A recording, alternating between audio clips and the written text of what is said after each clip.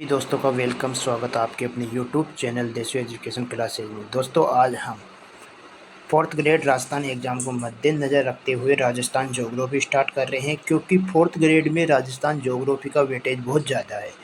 दोस्तों हम राजस्थान ज्योग्राफी पढ़ेंगे तो नए पैटर्न के आधार पर पढ़ेंगे, जो ज़िले का परिवर्तन हुआ टोटल 41 ज़िले के अनुसार पढ़ेंगे। चलो दोस्तों टाइम वेस्ट किए बिना आज की क्लास स्टार्ट करते हैं। अगर हमारे नोट्स की पीडीएफ चाहिए तो नीचे हमारा टेलीग्राम लिंक दिया गया है, उसे जाकर ज्वाइन कर लीजिए। वहाँ पर आपको क्लास की पीएनजी प्लस हमारे हस्तलिखित नोट्स, उसके साथ आपको इम्पोर्टेंट क्वेश्चन मिलते रहेंगे। चलो दोस्तों टाइम वेस्ट किए बिना आज की क्लास को शुरू करते हैं। दोस्तों आज की क्लास का हमारा टॉपिक रहेगा राजस्थान का सामान्य परिचय। चलो दोस्तों मतलब स्टार्ट करते हैं। मरु प्रदेश, राजपूताना एवं राजस्थान जैसे नामों से प्रसिद्ध राजस्थान एक ऐसा प्रदेश है जहाँ की भूगोल एवं इतिहास एकांतर हो गई है। यहाँ की भौगोलिक परिस्थिति ने न केवल यहाँ के इतिहास को एक दिशा दी है, अपितु यहाँ की संस्कृति, सामाजिक, आर्थिक परिवेश को निर्धारित एवं नियंत्रित करने में भारत ही नहीं अपितु संपूर्ण विश्व में राजस्थान की विशिष्ट पहचान बनाई है। राजस्थान का भू आकृति स्वरूप अत्यधिक विशिष्ट एवं विभिन्नताओं से युक्त है। यहाँ आर्कियन एवं प्री कैम्ब्रियन युग की संरचना है। दोस्तों ये लाइन आपके लिए बहुत इम्पोर्टेंट है कि राजस्थान में कौन से काल की है, तो आर्कियन एवं प्री कैम्ब्रियन युग की संरचना के साथ साथ दृष्टिगत होती है। राजस्थान की भूगर्भीय संरचना को अगाध महाकल्प, पूराजीवी महाकल्प एवं मध्यजीवी महाकल्प, नवजीवी महाकल्प में बांटा गया है। चलो दोस्तों आगे चलते हैं। प्यारे दोस्तों अगाध महाकल्प को राजस्थान के संदर्भ में दो भागों में बांटा गया है, अरावली पर्वतीय एवं कैम्ब्रियन पूर्व यानी प्री कैम्ब्रियन काल। प्यारे दोस्तों ये लाइन बहुत इंपॉर्टेंट है, यहाँ से एग्जामिनर बहुत बार क्वेश्चन मतलब पूछ चुका है कि अगाध महाकल्प के कितने भाग होते हैं, तो दो, अरावली पूर्वी एवं कैम्ब्रियन पूर्वी यानी प्री कैम्ब्रियन। प्यारे दोस्तों अरावली पूर्व को मतलब होता है कैम्ब्रियन से पहले। अगाध महाकल्प के सेल पूर्वोत्तर से दिल्ली के उत्तर दक्षिण पश्चिम के खंभात की खाड़ी तक अरावली पर्वतमाला के रूप में विस्तृत है। इन पर्वतों की उत्थान प्री कैम्ब्रियन काल में हुई है, किंतु दहली समूह के निक्षेपण के बाद इनका पुनर्नवीनीकरण हुआ है। राजस्थान के चित्तौड़गढ़ भीलवाड़ा के 110 किलोमीटर बुंदेलखंड नीस के सेल मिलते हैं।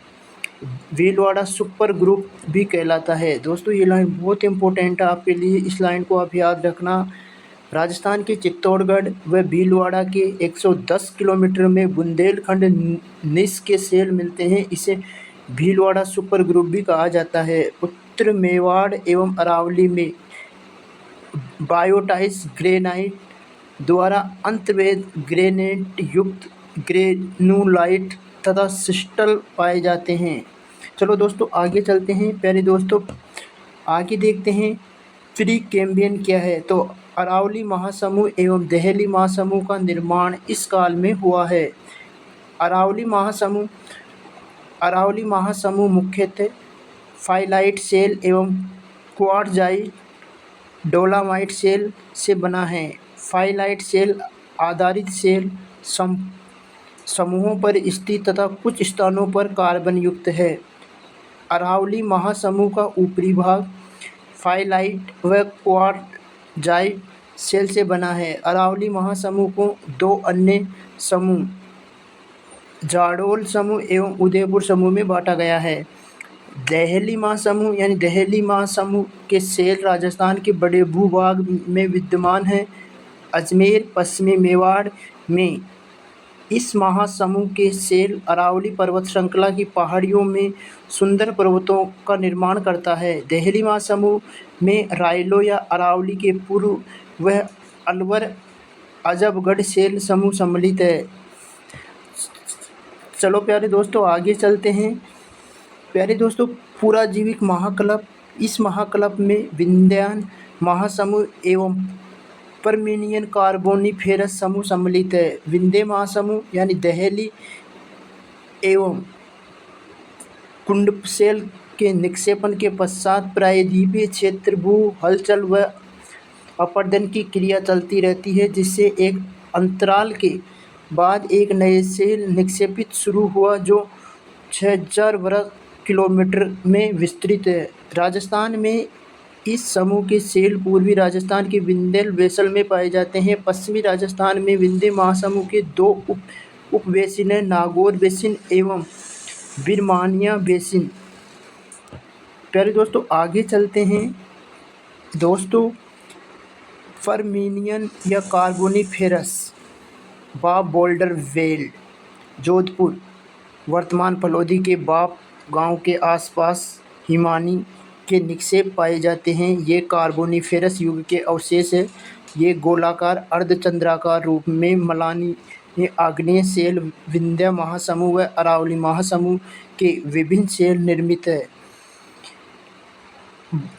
भादुरा बालुकास से, यानी ये बाप व भादुरा के आसपास का कुछ स्थान पर विकसित हुआ। इसका निर्माण समुद्री अवस्था में हुआ। भादुरा के उत्तर पश्चिम में हरबस तक फैला हुआ है। इनमें भूरे बालुकास, पीले रंग के लोहा युक्त बालुकास, मृत्तिकाएं एवं सेल पाए जाते हैं। चलो दोस्तों, आगे चलते हैं। प्यारे दोस्तों, तो मध्यजीवी महाकल्प एवं नवजीवी महाकल्प है। तो मध्यजीवी महाकल्प यानी मध्यजीवी महाकल्प में राजस्थान के पश्चिमी भाग में समुद्र का प्रसार माना गया है। इस समय जैसलमेर व बाड़मेर जिलों के सेल समूह का अवसादन हुआ है।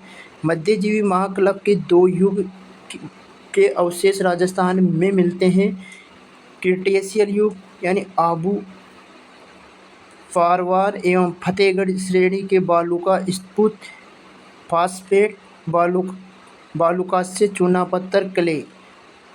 जुरेसिक युग के मिलते हैं। बेडस एवं बैसाखी जैसलमेर लाठी श्रेणी के लिग्नाइट जीवाश्म युक्त चूना पत्थर मिलते हैं। जैसलमेर के नेशनल फॉरेस्ट पार्क में पाए गए जीवाश्म लकड़ी के अवशेष इस युग के जुरासिक काल के अवशेष है। प्यारे दोस्तों, नवजीवी मध्यकाल के अंतर्गत इस महाकल्प को तृतीय व चतुर्थ दो कल्पों में बांटा गया है। तृतीय कल्प के सेल मुख्यतः नागौर, बीकानेर, जैसलमेर, फलोदी, बाड़मेर जिले में पाए जाते हैं। ये सेल जीवाश्म युक्त चूना पत्थर, मुल्तानी मिट्टी, लिग्नाइट आदि के रूप में विद्यमान हैं। चतुर्थ महाकल्प, इस कल्प में विकसित सेल समूह भू भागों पर नदी नालों हवा द्वारा जलोढ़ व बालुका रेत का निर्माण करते हैं। इस महाकल्प के सेल समूह सेलों के निच्छेदन अवधि की जलवायु को भी दर्शाती है। प्यारे दोस्तों, ये आपके लिए चारों महाकल्प बहुत इम्पोर्टेंट है, क्योंकि आपकी 4th ग्रेड में राजस्थान ज्योग्राफी का वेटेज बहुत ज़्यादा है। तो एग्जामिनर प्रत्येक टॉपिक से 2 से 3 क्वेश्चन बनाएगा। तो आप इस पूरी क्लास को ध्यानपूर्वक देखकर इसकी पीडीएफ हमारे टेलीग्राम पर मिलेगी, तो वहाँ से पीडीएफ को डाउनलोड करके इसको 2 बार रीड करना। आपकी ज्योग्राफी में एक भी क्वेश्चन गलत नहीं होगा। चलो दोस्तों, आगे चलते हैं। प्यारे दोस्तों, राजस्थान का उच्चावल या धरातल, इसको 4 भागों में बांटा गया है। अर्थात अरावली पर्वतीय प्रदेश का निर्माण किस काल में हुआ? तो आधा महाकल्प के प्री कैम्बियन काल में हुआ। दक्षिणी पूर्वी पठारी प्रदेश का निर्माण किस काल में हुआ? तो क्रिटेशियल काल में ज्वालामुखी के उद्गार में हुआ। पूर्वी मैदानी प्रदेश अर्थात चतुर्थ महाकल्प में प्लेस्टोसिन काल में हुआ, जबकि पश्चिमी मरुस्थल प्रदेश का निर्माण चतुर्थ महाकल्प के प्लेस्टोसिन काल में हुआ। दोस्तों, ये आपके लिए बहुत इम्पोर्टेंट है, क्योंकि प्रत्येक एग्जामिनर यहाँ से प्रत्येक एग्जाम में एग्जामिनर क्वेश्चन पुटअप करता है। तो दोस्तों, ये लाइन बहुत इम्पोर्टेंट है।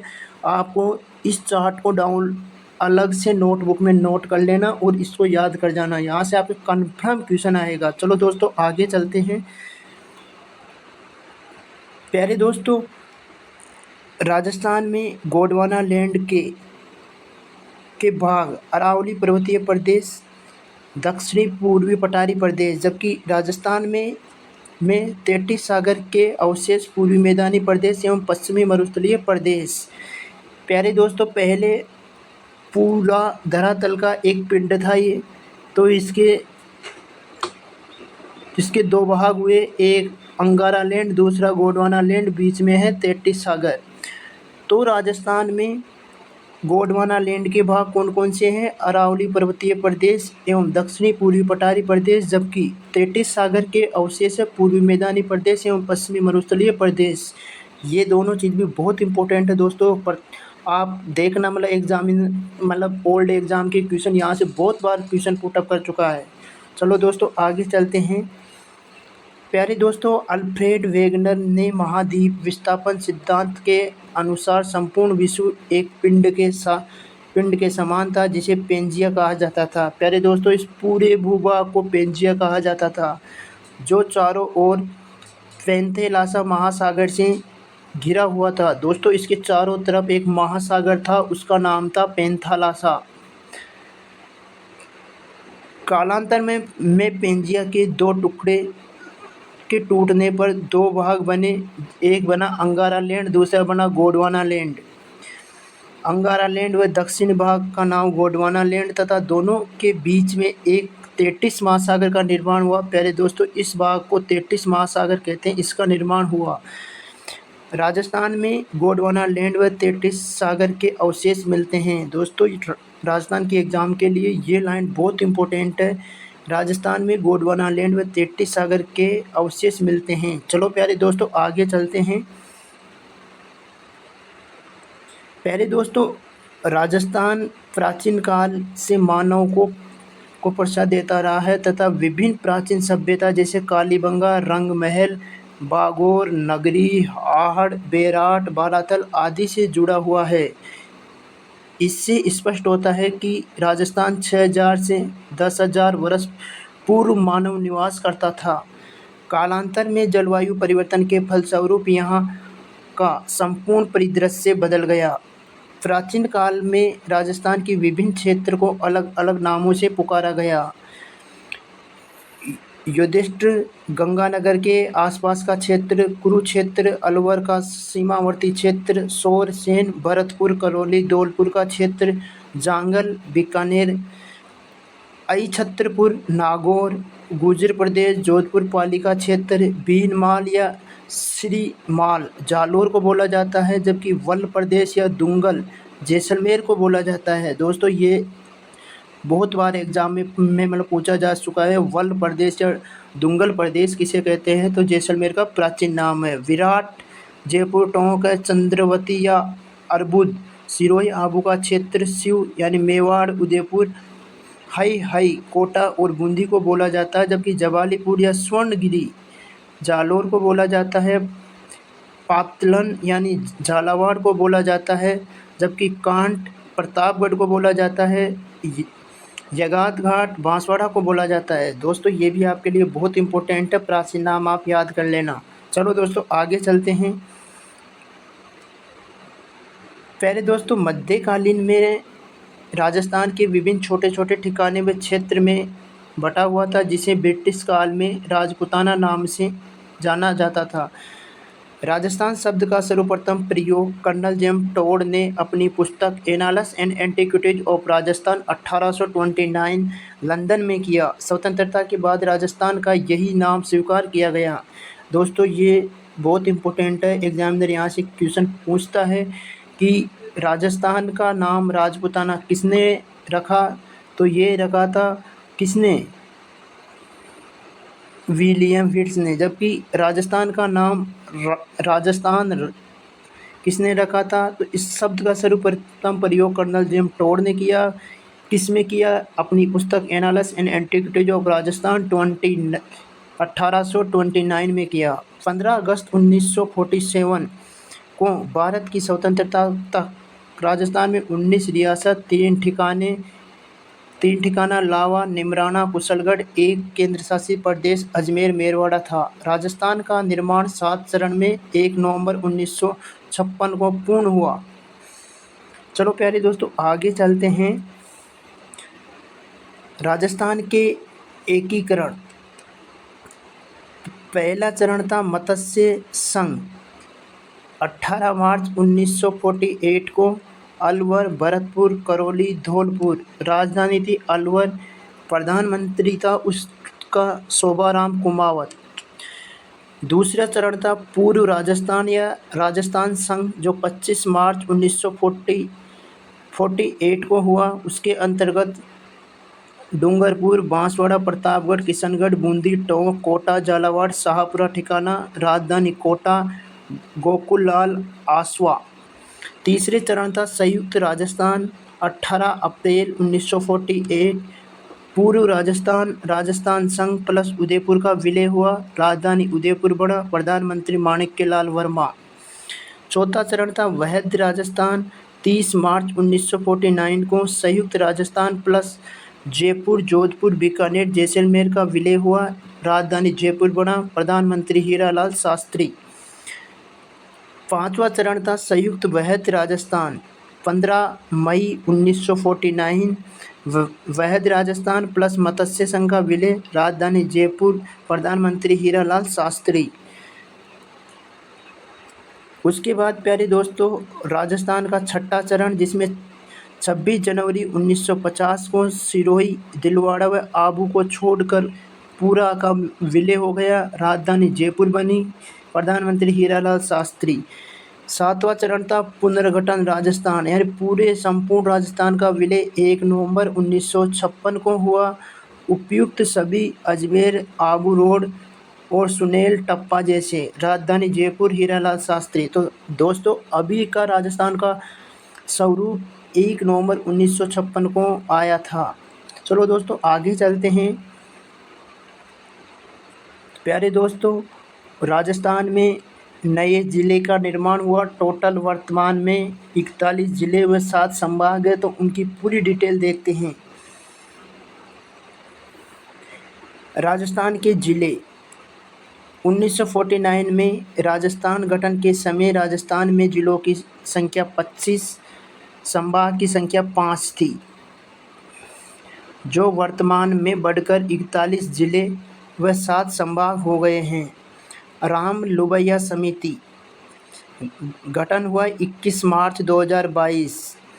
राम लुबैया समिति की सिफारिश पर गहलोत सरकार द्वारा 17 नवीन जिले व 3 संभाग का सृजन किया गया, जिसके पश्चात राजस्थान में जिलों की संख्या 33 से बढ़कर 50 तथा संभाग की संख्या 7 से बढ़कर 10 हो गई थी।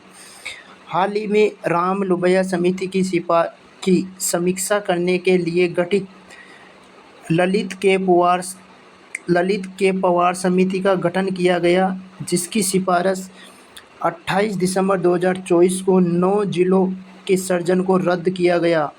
दोस्तों ये लाइन आपके लिए बहुत इम्पोर्टेंट है। एग्जामिनर आपसे ये क्वेश्चन पूछा पड़ सकता है कि राम लुबैया समिति का गठन कब हुआ, तो 21 मार्च 2022 को हुआ, जिसने 17 नवीन जिलों का सृजन व 3 नए संभाग का सृजन का प्रस्ताव रखा।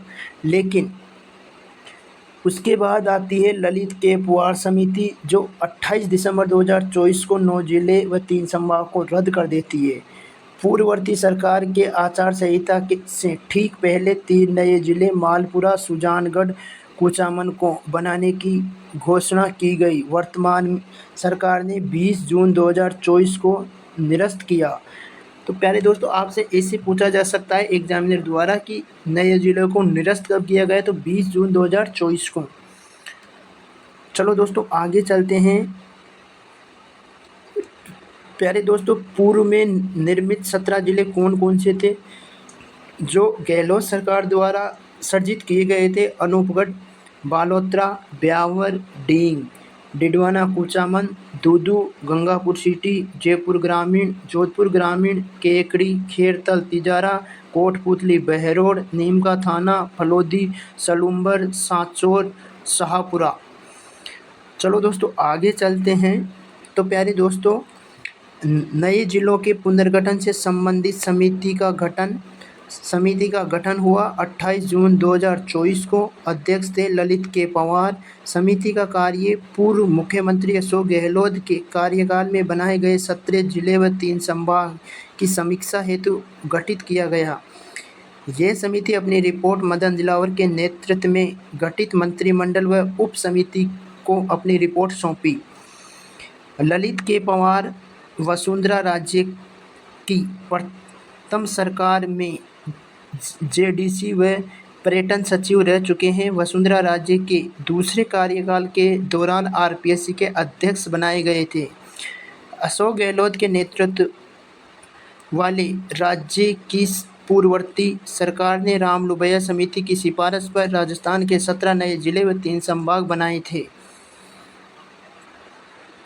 तो दोस्तों इस समिति के चर्चा करते हैं। मंत्रिमंडल उप समिति अध्यक्ष थे मदन दिलावर डॉक्टर प्रेमचंद बेरवा के स्थान पर।